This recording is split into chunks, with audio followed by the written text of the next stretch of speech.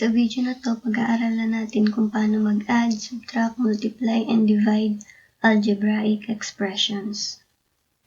Algebraic expression is a combination of constants, variables, exponents, and algebraic operations such as addition, subtraction, multiplication, and division.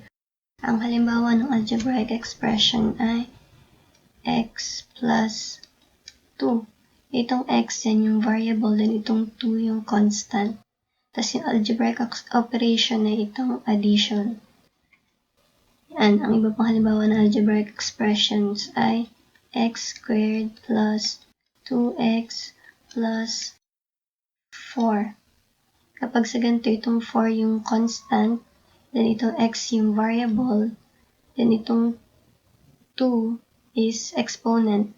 Kapag naman magkasama na yung variable and constant, ang tawag na dito sa constant na 2 is coefficient nitong variable x.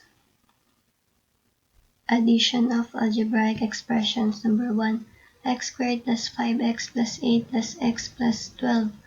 Ang pwede mo lang pagsamahin ay yung like terms, yung may magkatulad ng variable. Halimbawa dito, itong x squared at itong 5x, hindi natin pwedeng pagsamahin kasi magkaiba sila ng variable. Kahit para silang x, magkaiba naman sila ng exponent. Ang exponent itong isang x is 2, ang exponent naman itong isang x is 1, kaya hindi sila pwede pagsamahin. Ang pwede mo lang pagsamahin ay itong 5x at itong x, then itong constant na 8 at itong constant na 12. Okay, sagutan na natin. Yung sagot dito ay x squared plus 5x plus x equals 6x plus 8 plus 12 equals 20. Yan, dyan agad yung sagot. X squared plus 6x plus 20. Subtraction of algebraic expressions. Para mas natin maintindihan yung lesson na to, kailangan alam mo na yung rules in addition, subtraction, multiplication, and division of integers. Una kong gagawin dito ay, kapahin muna natin itong isa. X squared minus 5x plus 3. Then, itong minus, pwede siyang i-consider as negative. Kaya itong negative times negative x equals positive x. Kasi negative times negative equals positive. Itong minus, i-multiply mo din dito sa minus. Yung negative at minus, pag minsan magkatulad lang din siya. Kaya negative times negative equals positive. Negative times negative 2 equals positive 2. Then, pagsamahin na natin yung magkakatulad itong negative 5x at itong x. Magiging itong x squared. Negative 5x plus x, magkaiba ng sign pag maminusin natin. Magiging 5 minus 1 equals 4.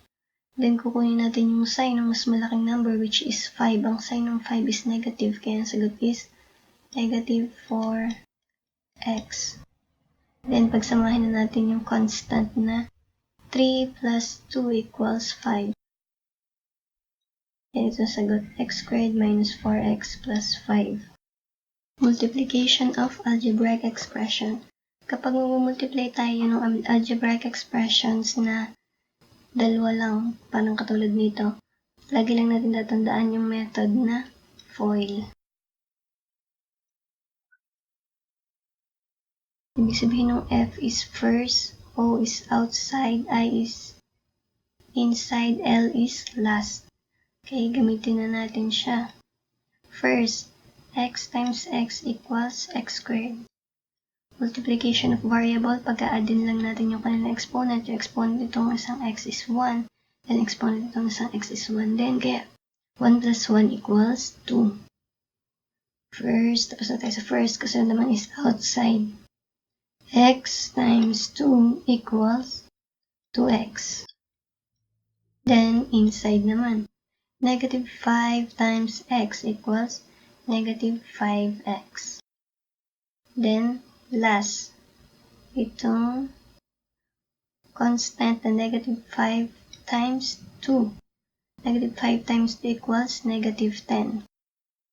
Multiplication,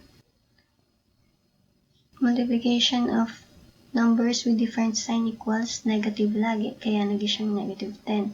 Okay, pagsamahin na natin yung magkakatulad. Magkatulad itong 2x and negative 5x, like terms yan. Kaya magiging sagot ay x squared. 2x minus 5x equals negative 3x minus 10. Yan, ito na yung sagot. Division of algebraic expressions. 2x squared plus 2x divided by x plus 1. Okay, pwede natin siyang isulat as fraction.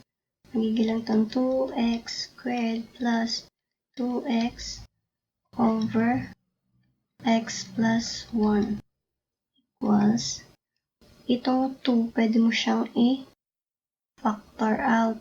And x, pwede mo rin i-factor out kasi parehas silang may 2, parehas din silang may x, itong expression na to. Okay, gagawin ko lang dito is 2x times, ang matitira na lang dito sa 2x squared kapag nilabas ko yung 2x is x, plus, matitira dito sa 2x kapag nilabas ko dito, magigilang siyang 1 over x plus 1. Okay, dito pwede na natin i-cancel itong x plus 1 kasi magkatulad naman sila. X plus 1 sa numerator, x plus 1 sa denominator, kaya ang magiging sagot lang dito is 2x. Ganun lang yung operations with algebraic expressions. Sana may natutunan kayo sa video na to.